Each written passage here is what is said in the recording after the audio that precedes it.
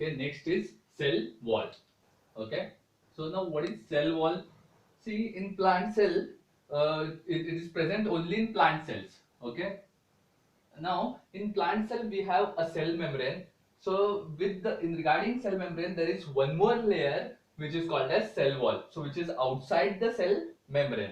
Now it is a rigid covering outside the plasma membrane. So now if we have this is my plant cell.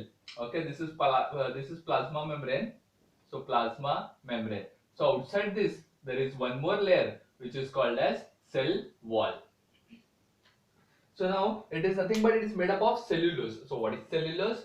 So we know that cellulose is a group of sugar molecules which is called as cellulose.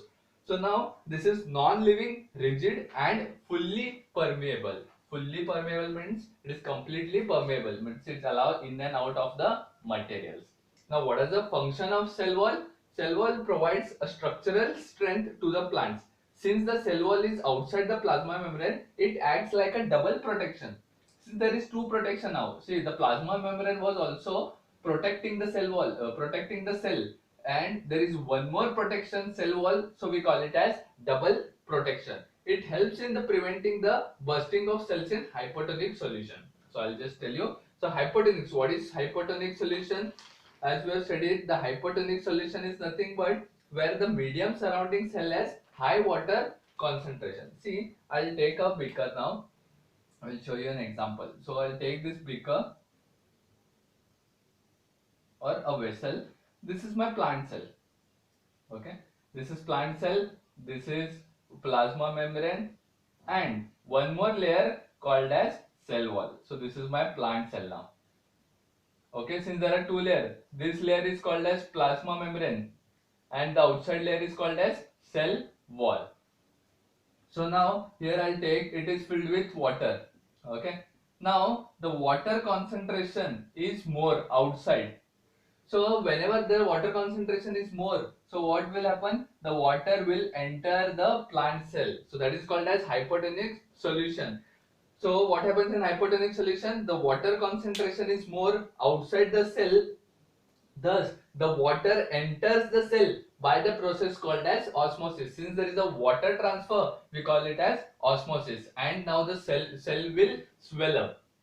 So if the water is entering to the cell will start swelling up. See, thus the cell, if the cell will start swelling up, what will happen? It will build up pressure against the cell wall. There will be pressure now inside the plant cell. There will be pressure against the cell wall. Now the cell wall also exerts an equal pressure against the swollen cell.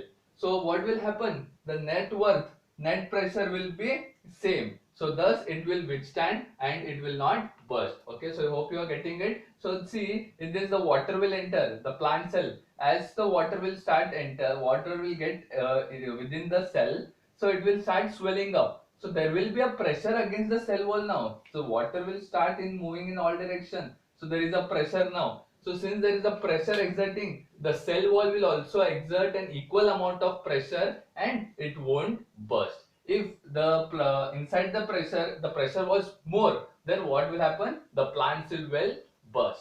Since the pressure is equal within the cell and the cell wall, from the cell wall, so the plant cell is not getting burst up, so it will remain safe. So hence the cell wall ensures the protection of the cell. It won't get burst in the hypotonic solution.